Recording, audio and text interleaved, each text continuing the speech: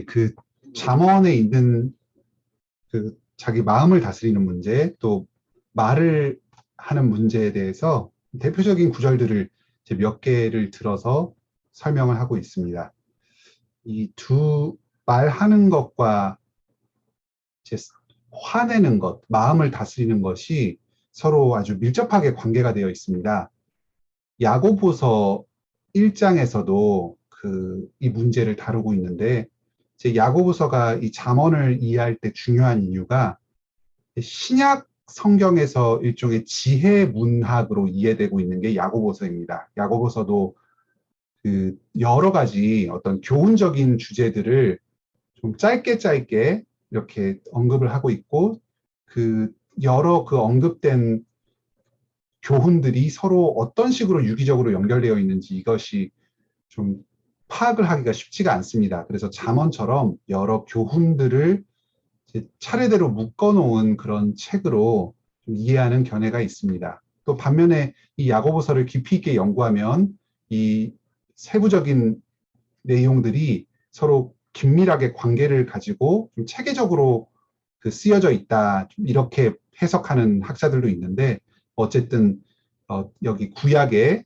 특히 잠언에서 다루어지고 있는 여러 중요한 주제들을 좀 신약적인 맥락에서 다시 이제 언급하면서 좀 확장하고 구체화하는 그런 대표적인 문헌이 야고보서입니다. 그리고 특히 야고보서에서는 이제 어떤 잠언의 가르침들을 예수 그리스도의 그 복음의 빛 가운데에서 새롭게 해석을 하면서 우리에게 교훈을 하고 있어서 잠언을 이해할 때 아주 좋은 중요한 참고 자료가 됩니다. 여기서 말하기는 더디하고 성내기도 더디하다. 그래서 이제 언어에 대한 이야기와 이 화내는 것을 서로 좀 밀접하게 연관을 시키고 있습니다. 그리고 야고보서 뒷부분에 3장 1절로 12절에서도 혀를 잘 다스리면서 선한 말을 하는 것의 중요성을 아주 자세하게 다루고 있습니다. 이것은 지금 본문을 읽지는 않을 텐데요. 그래서 지금 야고보서에서도 이 말의 문제, 그리고 화를 내는 문제, 이것을 아주 중요한 성령의 열매로, 구원의 열매로 제시를 하고 있습니다.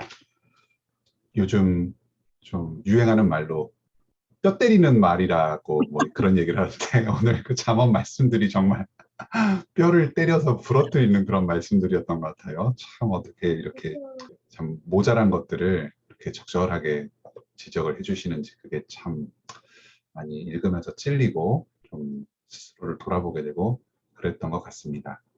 사실 이 어떤 말을 아름답게 하고, 그리고 상대방을 배려하면서 말하는 것, 그리고 화를 내지 않는 것, 이런 것이 단순히 처세술의 일환으로 나온 것은 아닙니다. 이 잠언의 말씀이 뭐 우리 어떤 자기계발서나 그 처세술에 대한 내용하고 비슷해 보일지는 모르지만, 이것은 우리 하나님께서 우리의 구원을 위해서 주신 성경의 일부로서 나온 것이고, 그래서 우리의 죄를 돌아보고 회개하면서 또 주님께서 이러한 은혜를 주시길 구하면서 나온 하나님의 명령입니다. 그래서 이런 뭐 율법의 관점에서 또 하나님께서 우리에게 베풀어 주시는 은혜의 관점에서 이런 교훈들을 조명해 볼 필요가 있겠는데요. 이 오늘의 말과 이 성내는 것, 화내는 것, 이런 문제는 십계명의 측면에서 보았을 때는 살인하지 말라, 또 거짓 증거하지 말라, 이런 계명들하고 특히 관계가 많이 됩니다. 물론 다른 것들하고도 간접적으로 관계가 되는데요. 우리가 다른 사람에게 심한 말을 하고 폭언을 하고 상대방에게 욕설을 퍼붓고 그런 상대방의 기를 죽이는 이것이 살인하지 않는 계명하고 관계가 된다는 것을 예수님께서 산상설교에서 말씀을 하십니다. 다른 주변에 있는 사람에게 바보다, 이런 식으로 말을 하는 것 자체가 상대방을 죽이는 것이고 살인하는 것이다. 그리고 상대방에게 어떤 악한 말을 하고 욕설을 퍼붓는, 저주하는 그런 심정 가운데에 상대방에 대한 분노와 적개심이 그 바탕에 깔려 있기 때문에 우리의 마음의 동기에서부터 벌써 그 살인의 마음이 표출이 된다고 볼 수 있습니다. 또 거짓말을 하는 그러한 경우에도 이것이 거짓 증거하지 말라는 항상 진실말을 말해야 하는데 이제 스스로의 이해관계나 어떤 자신의 탐욕으로 인해서 진실을 구부러뜨리고 그래서 상대방에게 공경을 빠뜨리고 이제 나의 이익을 도모하고자 하는 그러한 자기중심적인 심정이 그 마음 가운데 깔려 있습니다. 예수님께서도 입에서 입으로 들어가는 것이 더럽게 하는 것이 아니라 입에서 나오는 것들이 사람을 더럽게 한다. 그리고 입에서 나오는 것은 마음으로부터 나온다. 마태복음 15장 18절에서 말씀을 해주셨습니다. 그래서 사실 우리의 그 언어 생활이라는 것 자체가 우리의 마음의 내면의 반영이고 그런 점에서 사실 바른 말, 고운 말을 하자, 또 진실된 말을 하자 하는 것은 우리의 마음 자체가 타락해서 그런 악한 말, 악독한 말, 상대방을 해하는 말, 거짓의 말이 나오는 것이고 그런 점에서 이것은 우리의 마음을 돌아보게 하는 말씀입니다. 우리의 마음 자체가 타락하고 참 오염되고 악한 생각으로 가득 차 있으니까 그것이 언어의 형태로 또 감정의 형태로 발현이 되는 것이고요. 그런 점에서 우리가 선 마음을 정결하게 하고 좀 주님 안에서 또 죄 용서 받는 이런 것이 이 그 잠언의 말씀을 우리 삶에 적용하는데 전제가 되는 일이라고 할 수 있겠습니다. 사실 이 잠언에 나오는 여러 지혜의 말씀들, 이것은 지혜 여인이라고 하는 한 인격으로 형상화된 인물의 여러 속성들, 성품들인데요.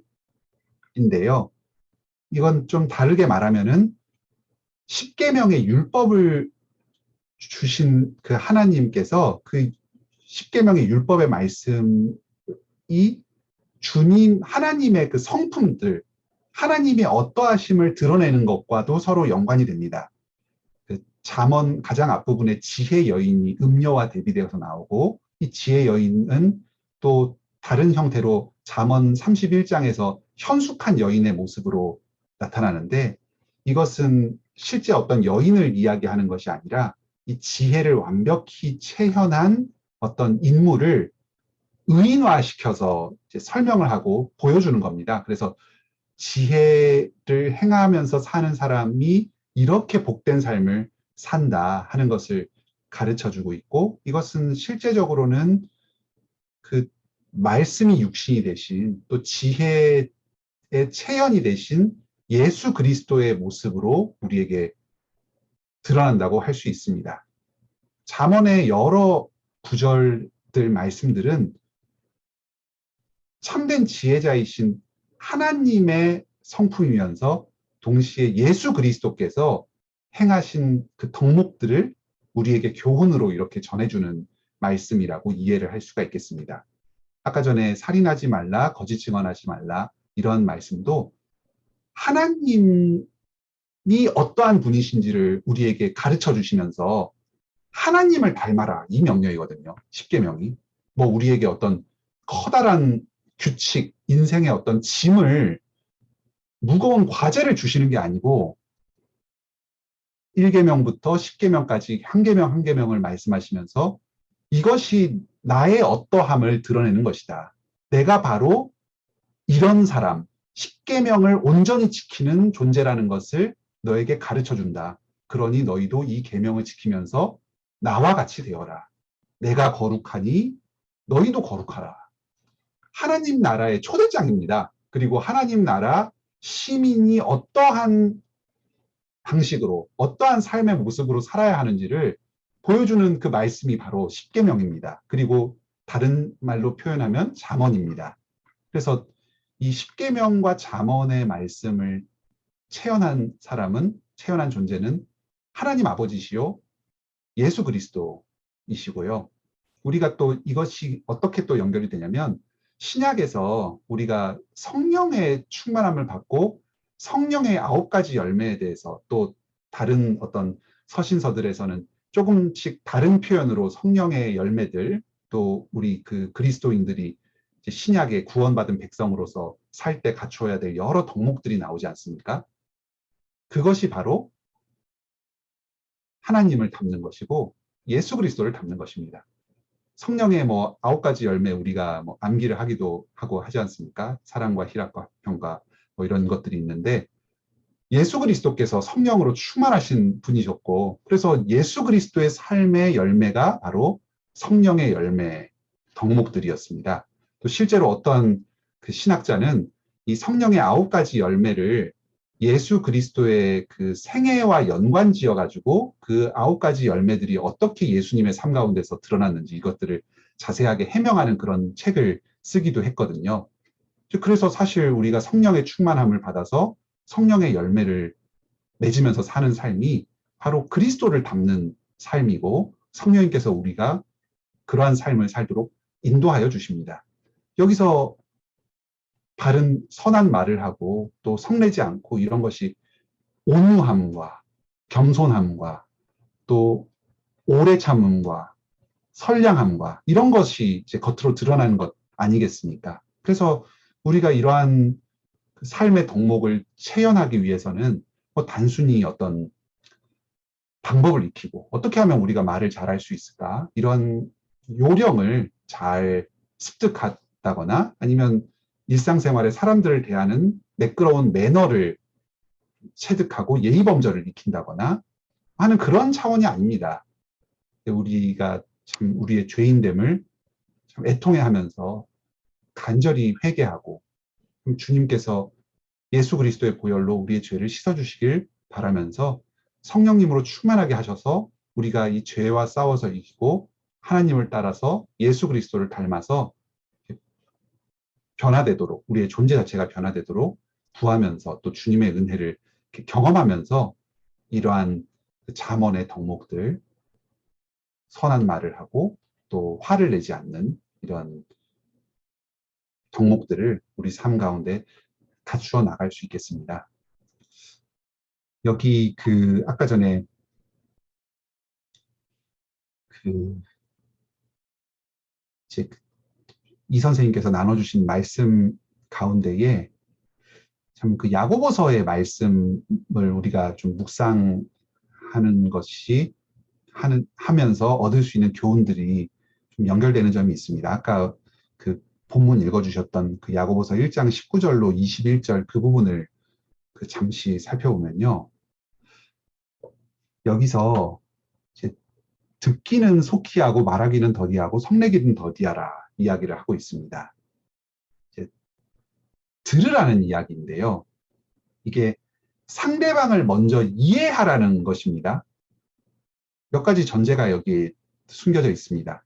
우리는 다른 사람을 잘 모른다. 우리가 어떤 말을 쉽게 하는 것은 좋은 의도에서 그 말을 꺼내는 것이라고 하더라도 상대방의 상황과 처지에 잘 맞지 않는 경우들이 많고 그래서 실제로 상대방에게 도움이 되지 않는 경우들이 많이 있습니다. 또 성내는 것도 화내는 것도 이제 자기중심적인 태도에서 발현되는 경우가 많습니다.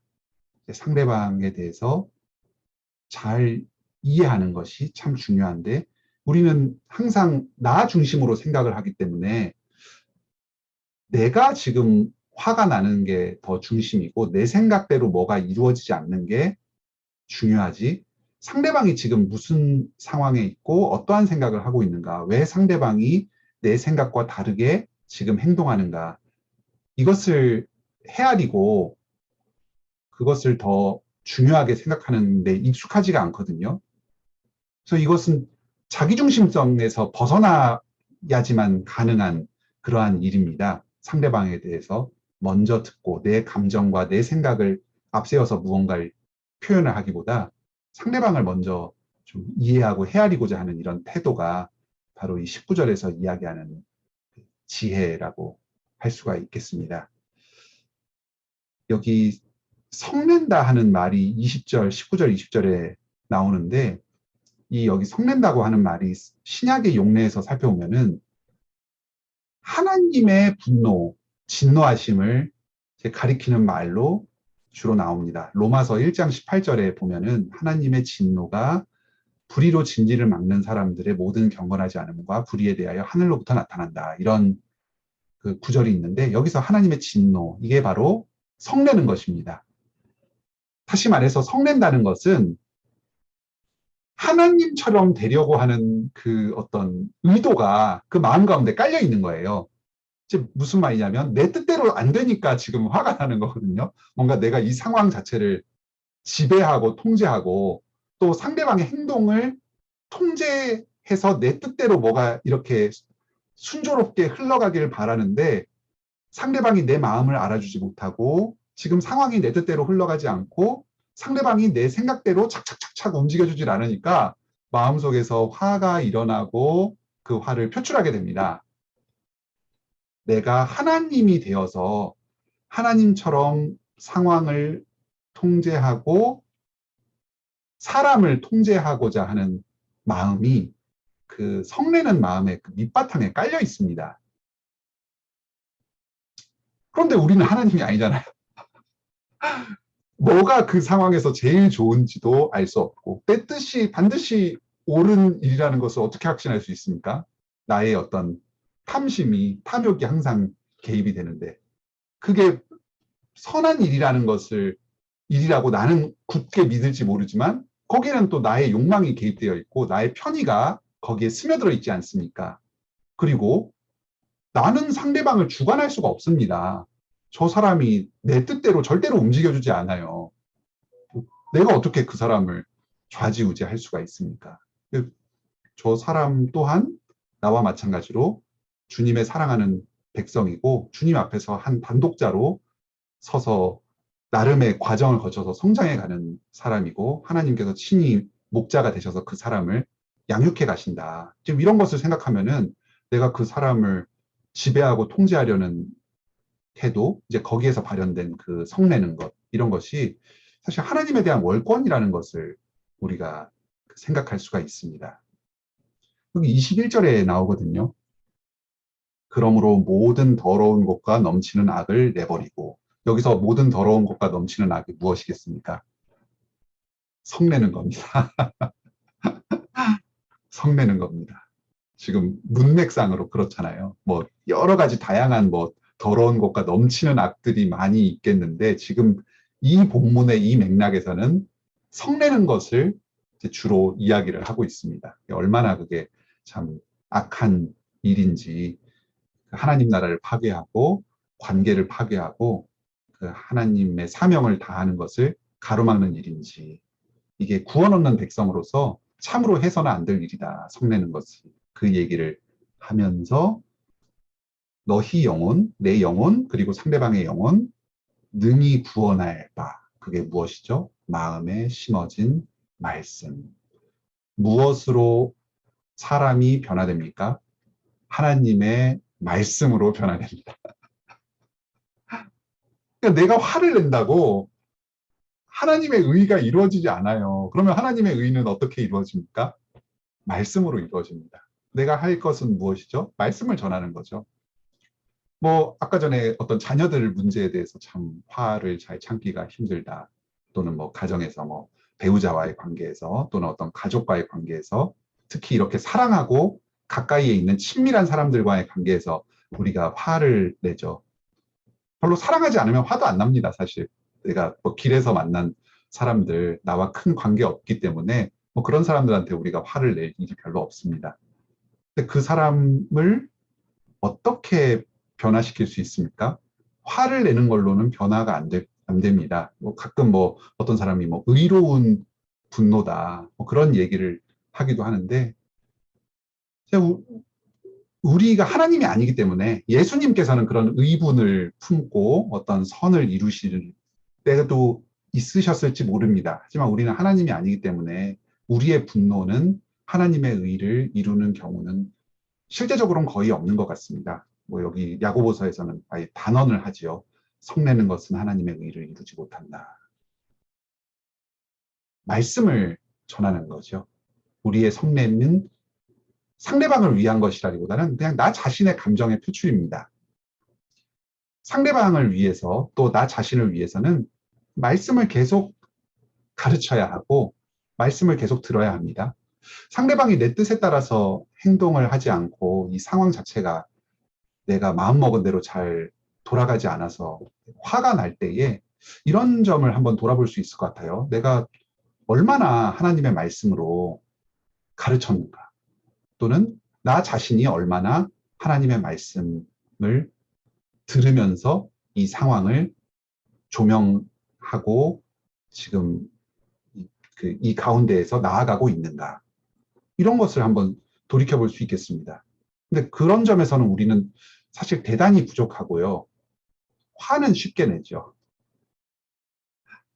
그래서 그 지금 하나님께서 두신 정당한 어떤 문제를 해결하는 방법은 결국 이 말씀이 마음 가운데 심겨짐을 통해서 내가 변화되고 상대방이 변화됨을 통해 지금 이 상황 자체가 개선이 되도록 하는 것이 하나님의 뜻이요.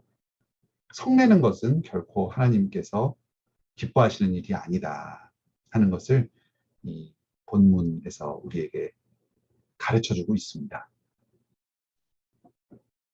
여기서 성내기를 더디하라고 이야기를 합니다. 야고보서에서 이 말이 이제 더디하라는 게 이제 화의 감정이 치밀어 오르는 것은 뭐 그렇지 않기를 바라지만 뭐 좀 약간 우리 악한 본성상 어쩔 수 없이 일어나는 것인데 이걸 더디하라는 겁니다. 그러니까 이제 표출을 하지 말라는 것이죠. 그래서 이제 그 마음이 악한 어떤 화나는 마음이 일어나는 것 자체에 대해서는 우리가 그것을 뭐 의지적으로 뭐 화를 내지 말아야지 이렇게 하기는 쉽지 않고 어떤 상황을 대면했을 때 그냥 즉각적으로 나타나는 우리의 심리적 반응일 수가 있는데요. 이제 그것을 어떤 말의 형태로 표현의 형태로 이제 표출을 하지 않도록 하는 것이 지금 이 야고보서 말씀의 요구입니다. 그래서 어떻게 이것을 표출하지 않을 수 있을까? 뭐 어떤 그 분들은 여기 부부 관계에서 이제 서로 이야기를 하다가 좀 화가 너무 치밀어 오르면은 뭐 잠깐 좀뭐 밖에 나가서 바람을 좀 쐬고 온다든지 그 이제 대면하는 것을 좀 멈추고 좀 공간을 좀 이동해서 잠시 시간을 가질 것을 이야기를 하기도 하시는데요. 뭐 그런 것도 어떤 화를 내가 내는 것을 더디하는 하나의 어떤 좋은 실천이 될 수 있겠습니다. 같은 자리에 계속 있으면서 화를 표출하는 것보다는 그런 게 도움이 될 수도 있겠죠. 어쨌든 여기서 지금 요구하고 있는 것은 제 주님께서 우리의 마음을 변화시켜서 근본적으로 화가 나지 않고 참 사랑으로 온유하게 대하는 심정이 되는 것을, 그 심정의 변화를 바라지만, 그리고 주님께서 그런 마음을 주시기를 구하지만, 일단 지금 현재의 관점에서는 그런 화가 치밀어 오르는 감정 자체는 어찌할 수 없다고 하더라도 이것이 겉으로 표출이 되지 않게끔 최대한 절제하고 좀 이제 그 하나님을 경외하는 마음으로 그 자녀들에게 또는 내 가까운 사람들에게 친절하게 선하게 대하는 것이 요구되는 것 같습니다. 아까 나 역시 하나님 앞에서 하나님을 화나게 하는 존재였다. 하나님께서 그런 나를 오래 참으시면서 온유하게 대하시며 구원하셨다.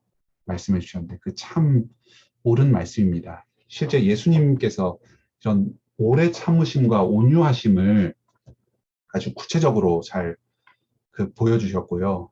실제 복음서를 우리가 관찰을 하면 예수님의 목숨을 노리는 많은 대적들이 있었습니다.